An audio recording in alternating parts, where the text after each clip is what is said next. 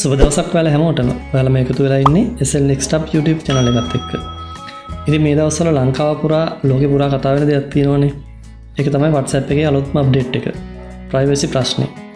ඉතින් ගොඩක් අය තමන්ගේ තොරතුරු ගැන ගොඩක් උනන්දු වුණා මේ දවස් ටිකේ.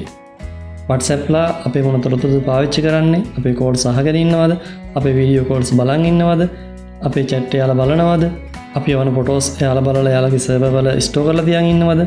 මෙන්න මේ වගේ ප්‍රශ්න ගොඩක් ඇති වුණා. මේ හැම දෙයකටම WhatsApp ආයතනයෙන් පිළිතුරු සපයලා තියෙනවා. ඔයාලට බලා ගන්න පුළුවන්.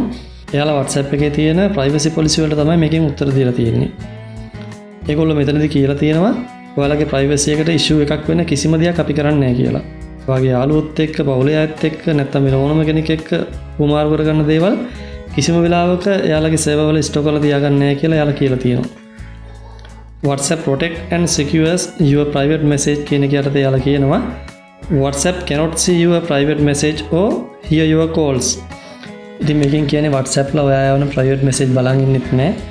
ඔයාගේ calls අහන් ඉන්නෙත් නැහැ. ඒ වගේම ඔයා ගන්න video calls එයාලගේ server වල record වෙන්නෙත් නැහැ කියලා WhatsApp ලා කියලා තියෙනවා. ඒ වගේම වැදගත් දේ තමයි එයාලගේ server වල අපේ call log එකක් තියාගන්නෙත් නැහැලු. අපි call ගත්තොත් නැද්ද කියලාවත් බලා ගන්න බැහැ කියලා මෙයාලා කියලා තියෙනවා. එයාලා කියනවා ඒගොල්ලෝ use කරනවලු end-to-end encryption එකක්. මේ කලිනුත් තිබුණු feature එකක්. එකෙන් වෙන්නේ ඔයා යවන message ඔයාගේ යාළුවට හැරෙන්න වෙන කවුරුත් අතරමැදියෙකුට බලන්න බෑ. ඉන්ටර්නෙට් එක කරා WhatsApp server වලට ගිහින් තමයි ඔයා යවන message ඔයාගේ යාළුවගේ phone එකට යන්නේ. ඔයා යාළුවයි අතරමැද වෙනත් තුන්වෙනි පාර්ශ්වයකට බලා ගන්න බැරි විදියට කටයුතු කරනවා කියලා WhatsApp ලා කියලා තියෙනවා. අනිත් දේ තමයි WhatsApp cannot see your share location. ඔයාගේ ෆෝන් එකේ permissions වලට ගිහිල්ලා බලුවොත් ඔයා ඉන්න තැන share කරනවා මේ app එකත් එක්ක. එතකොට ඔයා ඉන්න තැන location access එකෙන් බලා ගන්න පුළුවන්. ඉතින් මෙයාලා location එකත් ඔයාට යාළුවට හැරෙන්න වෙන කාටවත් බලන්න බැරි වෙන්නලු හදලා තියෙන්නේ. අනිත් දේ තමයි WhatsApp doesn't share your contact with Facebook. ඔයාලගේ ෆෝන් එකේ තියෙන contacts Facebook එකේ share කරන්නේ නැහැ කියලා මෙයාලා කියලා තියෙනවා. ඒ වගේම තමයි WhatsApp group remain private. ඔයා ඉන්න group එකක් කිසිම වෙලාවක public වෙන්නේ නැහැ. ඒක ඔයාට විතරලු බලා ගන්න පුළුවන්. ඉතින් ඊළඟ එක තමයි you can set your message to disappear. මේ feature එක කලින් දීලා තිබුණා. මේකෙන් පුළුවන් ඔයා යවන message දවස් 7කින් delete වෙන විදිහට යවන්න. එතකොට ඔයා ළඟත් මේ message එක නැහැ. එයා ළඟත් මේ message එක නැහැ. ඉතින් අන්තිමට මෙයාලා කියලා තියෙනවා you can download your data කියලා. ඔයාලා දන්නවා Google Drive එකට හරි නැත්නම් iCloud එකට හරි ඔයාලගේ chat backup කරන්න පුළුවන් කියලා. වැරදිලා හරි ඔයාගේ අතින් ඔයාගේ chat එකක් delete වුණොත් ආයෙමත් ඔයාට ඒක download කරගන්න පුළුවන්. ඒක නිසා බැකප් කරනවද නැද්ද කියන තීරණය තියෙන්නේ ඔයාගේ අතේම තමයි. ඉතින් මෙන්න මේ විදිහට අපිට ඇති වුණු ප්‍රශ්න වලට WhatsApp ආයතනයේ උත්තර දීලා තියෙනවා.